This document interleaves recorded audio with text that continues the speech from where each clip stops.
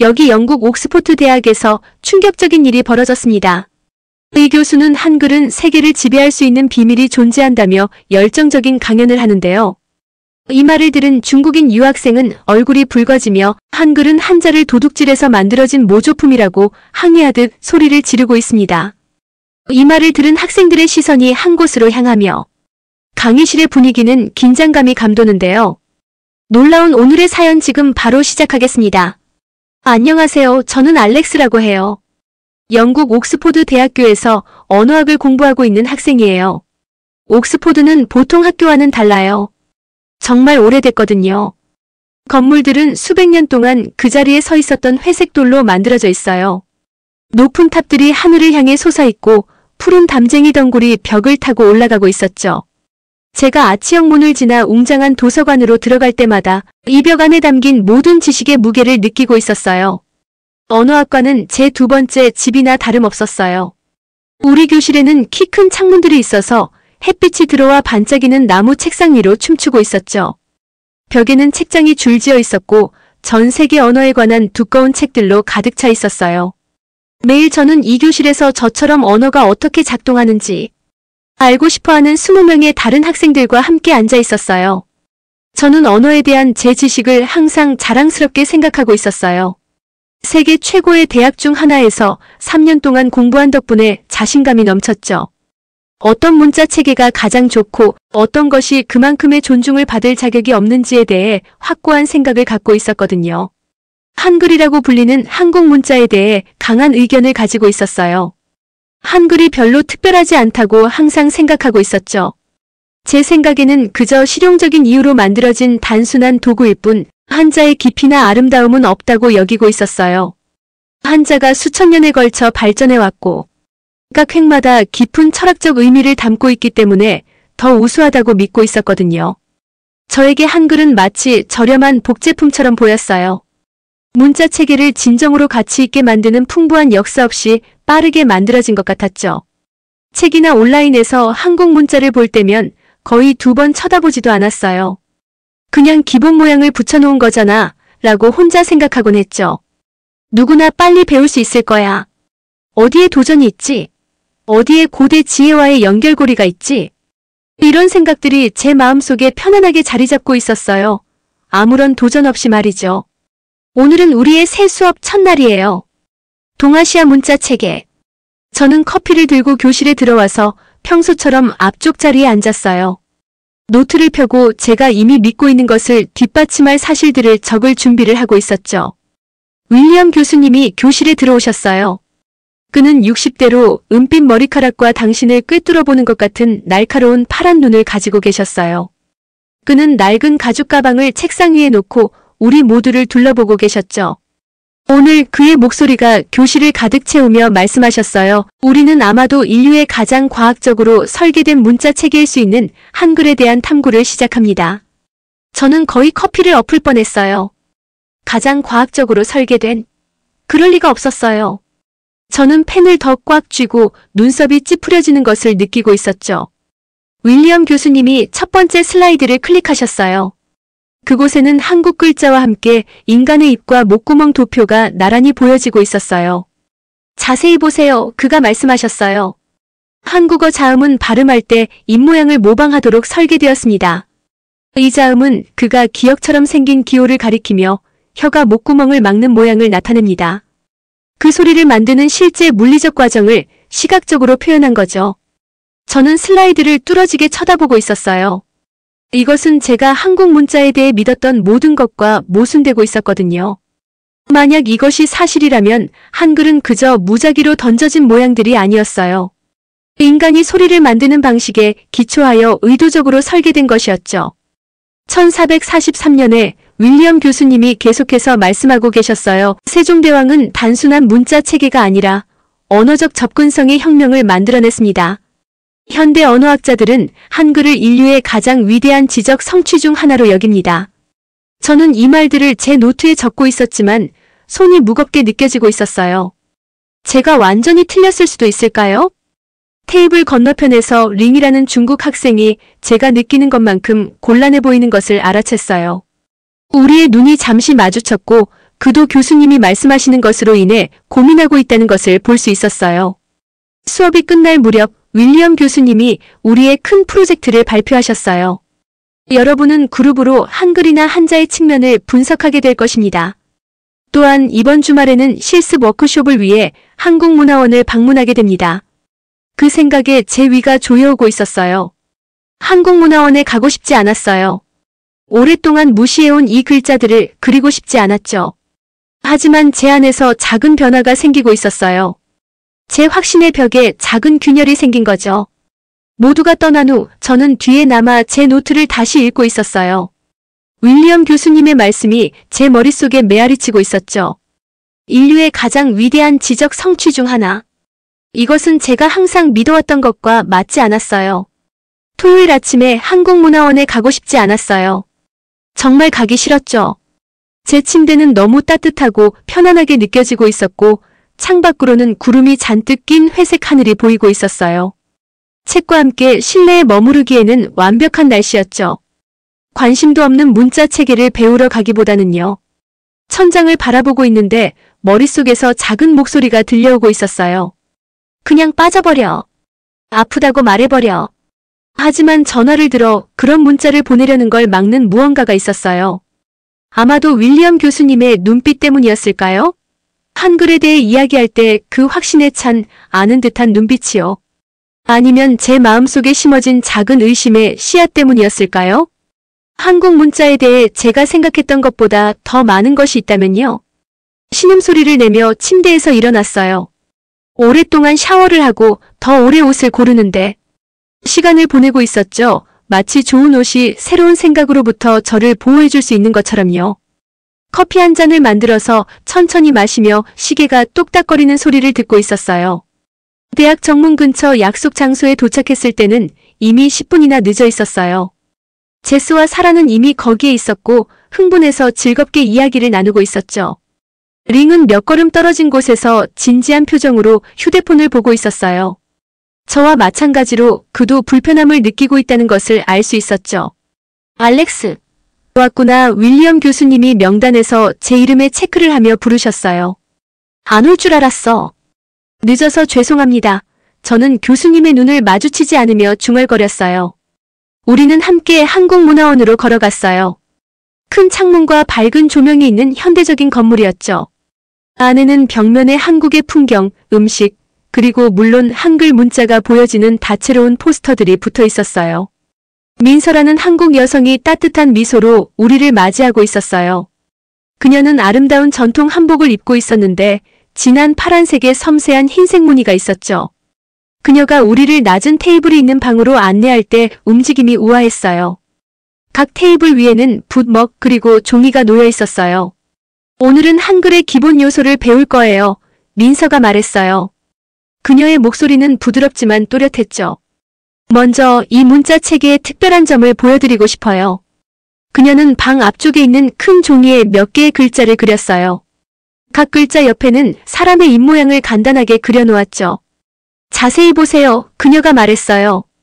이 글자 기억은 이 소리를 낼 때 혀가 입 뒤쪽에 닿는 모양과 비슷해요. 그리고 이건 니은은 혀가 입천장에 닿는 모습을 보여주고 있어요. 저도 모르게 더 잘 보려고 앞으로 몸을 기울이고 있었어요. 모양이 입의 위치와 일치하는 게 흥미로웠어요. 문자 체계가 이런 식으로 설계될 수 있다는 생각은 해본 적이 없었거든요. 한글은 1443년 세종대왕이 만드셨어요. 민서가 계속 말하고 있었어요. 수천 개의 한자를 배울 시간이 있는 부유한 사람들뿐만 아니라 모든 한국인이 읽고 쓸 수 있기를 바라셨죠. 한글은 배우기 쉽게 만들어졌지만 과학적 원리에도 기반해 있어요. 우리가 기본 글자를 쓰는 연습을 시작할 때 저는 이것에 대해 생각하고 있었어요. 민서는 방 안을 돌아다니며 우리 각자가 붓을 올바르게 잡을 수 있도록 도와주고 있었죠. 저에게 왔을 때 그녀는 제가 직선을 그리려고 애쓰는 모습을 지켜보고 있었어요. 너무 세게 누르고 있어요. 그녀가 부드럽게 말했어요. 붓은 물 위에 나뭇잎처럼 종이 위를 떠다녀야 해요. 다시 시도해봤어요. 잡은 손에 힘을 빼면서요.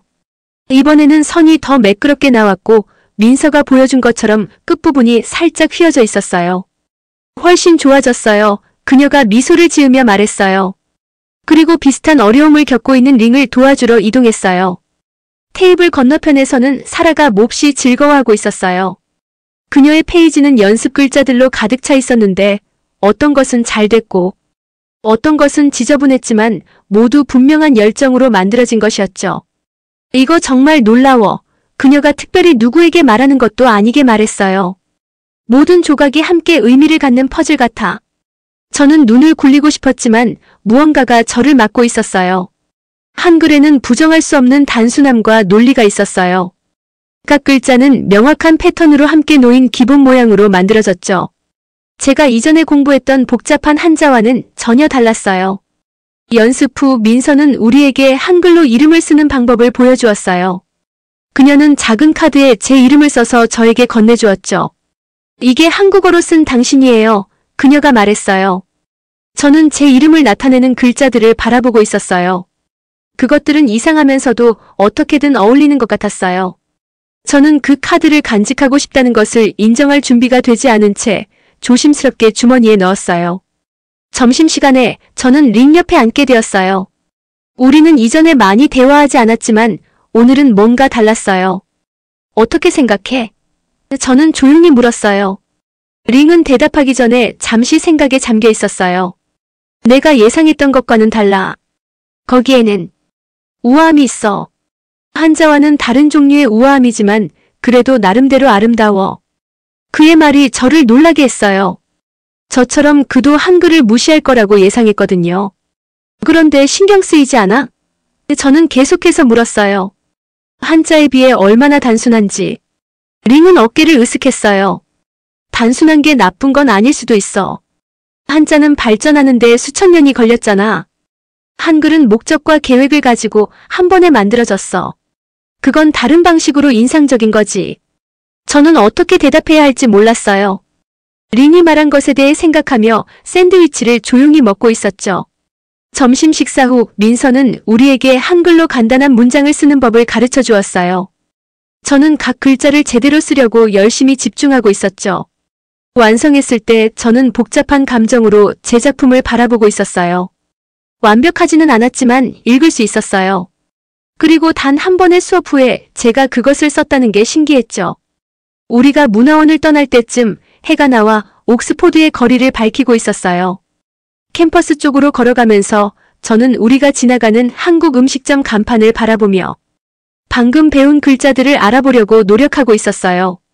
그날 밤 친구들과 나가는 대신 저는 제 방에 머물렀어요. 윌리엄 교수님이 추천해주신 책들을 꺼내서 한글 혁명적인 문자 체계라는 책을 펼쳤죠. 해야해서가 아니라 더 이해하고 싶어서 읽기 시작했어요. 한글에 대한 책을 읽은 후 저는 우리 수업의 그룹 프로젝트 첫날을 기다리고 있었어요. 그동안 혼자서 많은 조사를 하고 있었거든요. 전에는 관심도 없던 한글이 이제는 제 머릿속을 가득 채우고 있었죠. 수업 시간에 도착했을 때 교실은 이미 학생들로 붐비고 있었어요. 제스와 사라는 창가 자리에 앉아 있었고 링은 혼자 조용히 노트북을 보고 있었죠. 평소와 달리 저는 일부러 일찍 도착했어요. 가방에는 제가 밤새 준비한 자료들이 가득 들어 있었거든요. 자, 오늘부터 그룹 프로젝트를 시작하겠습니다. 윌리엄 교수님이 말씀하셨어요. 여러분은 4명씩 팀을 이루어 한글이나 한자의 특정 측면을 연구하게 될 겁니다. 교수님이 팀을 발표하실 때 저는 제스, 사라, 그리고 링과 같은 팀이 되었어요. 우리는 함께 앉아서 무엇을 연구할지 논의하기 시작했죠. 한글의 과학적 원리에 대해 연구하는 건 어떨까요? 제가 먼저 제안했어요. 모두가 저를 놀란 눈으로 쳐다보고 있었어요. 특히 링의 눈이 커지는 게 보였죠. 뭐라고? 제스가 믿을 수 없다는 듯이 물었어요. 알렉스, 너 지난주까지만 해도 한글이 별거 아니라고 했잖아. 저는 어깨를 으쓱하며 미소를 짓고 있었어요. 많은 걸 읽어봤어. 사실 꽤 흥미롭더라고. 가방에서 제 노트를 꺼내 보여주었어요. 페이지마다 한글 글자들과 그 발음 원리에 대한 그림과 메모가 가득 차 있었죠. 어떤 페이지에는 제가 직접 그린 입 모양 도표도 있었어요. 와우, 사라가 감탄하며 말했어요. 이거 정말 열심히 연구했구나. 링은 제 노트를 자세히 들여다보고 있었어요. 그의 표정이 진지했지만 동시에 존중하는 눈빛도 보이고 있었죠. 나도 몇 가지 생각할 점이 있어. 그가 마침내 말했어요. 한자와 한글이 실제로 어떻게 상호작용하는지에 대해서 말이야. 한국에서는 둘 다 사용하니까. 그날 오후 우리는 도서관에 모여 연구를 시작했어요. 책들이 높이 쌓여 있었고 노트북 화면에는 다양한 자료들이 펼쳐져 있었죠. 해가 창문을 통해 비치고 있었고 책장 사이로 먼지가 반짝이며 춤추고 있었어요. 저는 세종대왕이 한글을 만든 역사적 배경에 대해 읽고 있었어요. 당시 일반 사람들은 복잡한 한자를 배우기 어려웠기 때문에 글을 읽고 쓸 수 없었다는 사실이 놀라웠죠. 세종대왕은 모든 사람이 쉽게 배울 수 있는 문자를 만들고 싶었던 거예요. 알렉스. 린이 조용히 제 생각을 깨뜨렸어요. 뭔가 보여주고 싶은 게 있어. 그는 자신의 노트북 화면을 제게 돌렸어요. 거기에는 한국어 문장이 있었는데 한글과 한자가 함께 사용되고 있었죠. 현대 한국어에서는 린이 설명하고 있었어요. 한글로 모든 것을 쓸 수 있지만 때때로 한자를 섞어서 사용해. 특히 학술적인 글이나 신문에서 말이야. 두 문자 체계가 함께 존재하는 거지. 저는 화면을 유심히 보고 있었어요. 그럼 서로 경쟁하는 게 아니라 보완하는 거구나. 린이 미소를 지었어요. 정확해. 하나가 다른 하나보다 우월하다고 생각할 필요가 없어. 각각 자신만의 강점과 아름다움이 있지. 그 순간 제 마음속에서 무언가가 변하고 있었어요. 전에는 항상 하나가 다른 하나보다 나아야 한다고 생각했거든요. 하지만 이제는 다른 시각이 생기고 있었죠. 다양한 문자 체계가 모두 가치 있고 각자의 방식으로 특별할 수 있다는 생각이요. 다음 몇 주 동안 우리 팀은 프로젝트를 위해 열심히 작업하고 있었어요. 저는 한글의 과학적 설계에 대한 부분을, 링은 한자와 한글의 관계에 대한 부분을 맡았죠. 제스와 사라는 한글이 한국 문화에 미친 영향에 대해 연구하고 있었어요. 발표 전날 밤 저는 제 방에서 슬라이드를 다시 한번 확인하고 있었어요. 예전에는 한글에 대해 말하는 것을 상상도 못했을 텐데 이제는 설렘과 열정이 가득했죠. 제 발표 자료에는 한글 자음이 인간의 발음, 기관 모양을 본떠 만들어졌다는 내용과 함께 상세한 그림들이 포함되어 있었어요.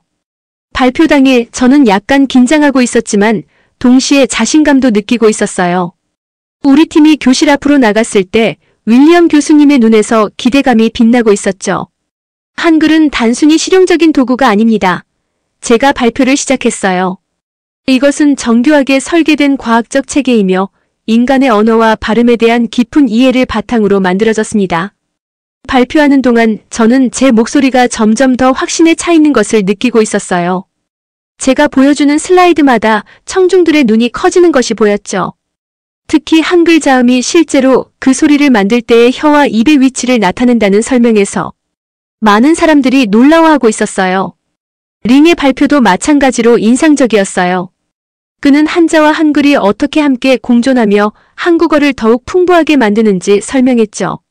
제스와 사라는 한글이 한국의 문해율을 높이고 문화적 정체성을 강화하는데 어떤 역할을 했는지 보여주었어요. 발표가 끝난 후 윌리엄 교수님은 박수를 치며 미소 짓고 계셨어요. 정말 뛰어난 발표였습니다. 그가 말씀하셨어요. 특히 알렉스, 당신의 열정이 인상적이었어요. 몇 주 사이에 많이 변했군요. 얼굴이 붉어지는 것을 느끼고 있었지만 기분은 좋았어요. 그것은 창피함이 아니라 자부심이었거든요. 수업이 끝난 후 우리 팀은 근처 카페에서 성공적인 발표를 축하하기로 했어요. 테이블에 앉아 따뜻한 음료를 마시며 웃고 있는데 문득 제가 얼마나 변했는지 깨달았어요. 알렉스, 너 정말 놀라워. 제스가 커피를 홀짝이며 말했어요. 처음에는 한글에 관심도 없더니 이제는 전문가가 다 됐네. 저는 웃으며 머그잔을 들고 있었어요. 아직 전문가는 아니야. 하지만 배우는 과정이 정말 즐거웠어. 내 생각이 얼마나 편협했는지 몰랐어. 링이 고개를 끄덕였어요. 우리 모두 때로는 그래. 중요한 건 새로운 것을 받아들일 준비가 되어 있느냐야. 창밖으로 옥스포드의 고풍스러운 건물들이 보이고 있었어요. 수백 년의 역사를 가진 이 장소에서 저는 이제야 진정한 배움의 의미를 이해하기 시작하고 있었죠. 그것은 단지 사실을 아는 것이 아니라 마음을 열고 새로운 관점을 받아들이는 것이었어요. 다음에는 뭘 연구할까? 사라가 물었어요. 눈이 호기심으로 반짝이고 있었죠. 저는 미소 지으며 대답했어요. 글쎄, 세상에는 배울 것이 정말 많잖아. 어떤 것이든 준비됐어. 가을이 깊어가고 있었어요. 옥스포드의 나무들은 이제 붉고 노란 잎으로 물들어 있었고 차가운 바람이 돌계단 사이로 휘몰아치고 있었죠. 학기가 끝나갈 무렵 윌리엄 교수님은 우리에게 마지막 과제를 내주셨어요. 여러분의 기말 에세이는 동아시아 문자 체계에 대한 여러분만의 관점을 담아야 합니다. 그가 말씀하셨어요. 이번 학기 동안 배운 것을 토대로 이제는 여러분 자신의 생각을 정리할 시간입니다. 제 책상에 앉아서 빈 문서를 쳐다보고 있는데 머릿속이 복잡했어요. 불과 몇 달 전만 해도 저는 한글에 대해 확고한 의견을 가지고 있었죠. 그것은 단순하고 별로 특별할 것 없는 문자라고 생각했거든요. 하지만 지금은 모든 것이 달라져 있었어요. 어떻게 에세이를 시작해야 할까 고민하면서 저는 그동안 모아둔 모든 자료를 펼쳐놓고 있었어요. 책들, 노트, 한글로 쓴 연습장들이 책상 위에 널려 있었죠. 그 중에는 민서가 준 작은 카드도 있었어요. 제 이름이 한글로 쓰여 있는 카드요. 마침내 타자를 시작했어요. 처음에 나는 한글이 중국 문자에 비해 열등하다고 생각했다. 멈췄어요. 이렇게 시작하는 게 맞을까? 솔직한 것은 좋지만 너무 부정적으로 들리는 것 같았어요. 다시 시도해봤죠. 동아시아 문자 체계를 비교할 때 각각의 독특한 가치를 인식하는 것이 중요하다. 이것도 뭔가 부족하게 느껴졌어요. 너무 일반적이었고 진정성이 부족했죠. 저는 의자에 깊이 기대앉아 천장을 바라보고 있었어요. 어떻게 하면 제 생각이 얼마나 바뀌었는지 진솔하게 표현할 수 있을까요? 그때 링의 말이 생각났어요. 하나가 다른 하나보다 우월하다고 생각할 필요가 없어. 각각 자신만의 강점과 아름다움이 있지. 깊은 숨을 들이마시고 다시 타자를 시작했어요. 학문적 여정은 종종 우리가 가장 확신하는 것들의 의문을 제기할 때 시작된다. 이번 학기 초 나는 한글에 대해 굳건한 편견을 가지고 있었다. 수년간의 중국어 학습 끝에 나는 한자가 유일하게 진정한 가치를 지닌 동아시아 문자라고 믿었다. 한글은 그저 단순하고 실용적인 것에 불과하다고 생각했다. 하지만 때로는 가장 단순해 보이는 것들이 가장 깊은 지혜를 담고 있다는 것을 배우게 되었다. 글을 쓰면서 제 손가락이 키보드 위를 빠르게 움직이고 있었어요. 이제는 머릿속의 생각들이 줄줄이 흘러나오고 있었죠. 저는 한글의 과학적 설계에 대해 썼어요. 각 글자가 어떻게 인간의 발음 기관 모양을 반영하는지, 그리고 그것이 어떻게 언어학적으로 놀라운 발명인지 설명했죠. 하지만 무엇보다 저는 제 자신의 변화에 대해 썼어요. 어떻게 한문자 체계에 대한 제 인식이 바뀌면서 세상을 보는 방식도 변했는지에 대해서요. 문화적 가치는 상대적이다. 한자의 복잡성과 역사적 깊이는 분명 존경받을 만하다. 그러나 한글의 과학적 설계와 접근성 또한 동등하게 존경받을 만하다. 이 두 문자 체계는 서로 경쟁하는 것이 아니라 보완하는 관계이며 각각 인류의 창의성과 지혜를 다른 방식으로 보여준다. 밤이 깊어가고 있었지만 저는 계속 타자를 치고 있었어요. 처음으로 글을 쓰는 것이 부담스럽지 않고 자유롭게 느껴졌거든요. 이전에는 항상 맞는 의견을 주장해야 한다는 압박감이 있었죠. 하지만 이제는 그저 제 경험과 생각을 솔직하게 표현하고 싶었어요. 마침내 에세이를 마무리했을 때 창밖으로는 이미 새벽빛이 보이기 시작하고 있었어요. 피곤했지만 동시에 뭔가를 성취한 기분이 들고 있었죠. 다음 날 제출 전에 한 번 더 에세이를 읽어보고 있었어요. 그것은 단순히 문자 체계에 관한 학술적인 분석이 아니었어요. 그것은 제 자신의 변화에 대한 이야기였죠. 어떻게 제가 고정관념에서 벗어나 새로운 관점을 받아들이게 되었는지에 대해서요. 에세이를 제출한 후 저는 윌리엄 교수님의 사무실로 향했어요. 문을 두드리고 있는데 손이 약간 떨리고 있었죠. 들어오세요. 그의 목소리가 들렸어요. 교수님은 창가에 앉아 책을 읽고 계셨어요. 따뜻한 미소로 저를 맞이해 주셨죠. 알렉스, 무슨 일인가요? 교수님, 한국문화원을 다시 방문하고 싶은데요. 민서 선생님께 감사 인사를 드리고 싶어서요. 혹시 한글에 대해 더 배울 수 있는 다른 자료가 있을까요? 윌리엄 교수님의 눈이 반짝였어요. 물론이죠. 민서에게 전화해 놓을게요. 그녀가 당신을 만나면 기뻐할 거예요.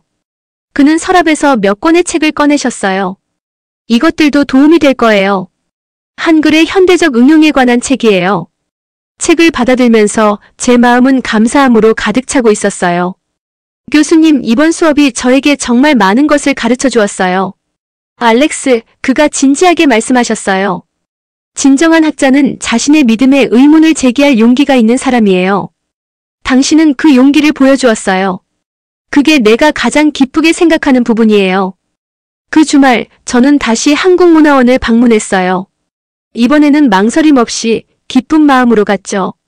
민서는 저를 보자마자 밝게 웃으며 반겨주었어요. 다시 오다니 기쁘네요. 그녀가 말했어요. 더 배우고 싶다고요? 저는 고개를 끄덕였어요. 네, 더 많이 배우고 싶어요. 특히 한글이 현대 한국에서 어떻게 사용되는지에 대해서요. 민서는 저를 작은 교실로 안내했어요. 이번에는 다른 학생들도 몇 명 있었어요. 그들은 모두 다양한 이유로 한글을 배우고 있었죠. 어떤 이는 한국 여행을 계획하고 있었고, 다른 이는 K-팝 가사를 이해하고 싶어 했어요. 오늘은 현대 한글 서예를 연습할 거예요. 민서가 말했어요. 전통적인 방식과 현대적인 표현 방식 모두요. 붓을 들고 저는 종이 위에 한글을 그리기 시작했어요. 이제는 첫 수업 때처럼 어색하지 않았어요. 물론 아직 서툴렀지만 붓이 종이 위를 미끄러지는 동안 일종의 평화로움을 느끼고 있었죠. 알렉스의 글씨체가 많이 나아졌네요. 민서가 제 작품을 보며 말했어요. 이제 글자들이 더 자연스러워 보여요. 저는 미소를 지었어요. 아직 갈 길이 멀어요. 하지만 즐기고 있어요. 처음보다 훨씬 더요. 수업이 끝난 후 민서는 저에게 작은 선물을 주었어요. 한글로 된 시집이었죠.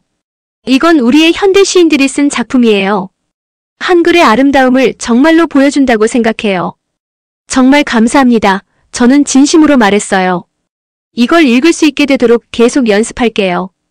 그날 저녁 집으로 가는 기차 안에서 저는 민서가 준 시집을 펼쳤어요.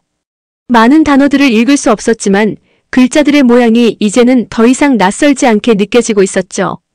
제 손에는 작은 노트도 들려 있었고 거기에 한글 단어들을 연습하고 있었어요. 창밖으로 영국의 시골 풍경이 빠르게 지나가고 있었어요.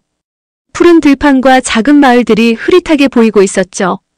그 모습을 바라보면서 저는 이 여정이 단지 한글에 관한 것이 아니었다는 걸 깨닫고 있었어요. 그것은 세상을 보는 새로운 방식에 관한 것이었죠. 제가 얼마나 편협했는지 그리고 얼마나 많은 것들을 놓치고 있었는지 생각해보고 있었어요. 이제 저는 다양한 문화와 그들의 표현 방식을 더 열린 마음으로 바라볼 준비가 되어 있었죠. 노트에 천천히 한글로 한 문장을 썼어요. 배움에는 끝이 없다. 문장이 완벽하지는 않았지만 그것이 바로 요점이었어요. 배움은 끝이 없는 여정이고 저는 이제 막 시작했을 뿐이었거든요. 앞으로 발견하게 될 모든 것들을 생각하니 가슴이 설레고 있었어요. 기차가 다음 역으로 접근하고 있을 때 저는 책과 노트를 가방에 넣었어요. 내일은 새로운 날이고 새로운 도전과 발견이 기다리고 있을 거예요. 그리고 이제 저는 그것을 받아들일 준비가 되어 있었죠. 더 넓은 마음과 더 밝은 눈으로요. 오늘의 영상은 여기까지입니다. 오늘의 사연 재밌게 보셨다면 좋아요와 구독 꼭 부탁드릴게요.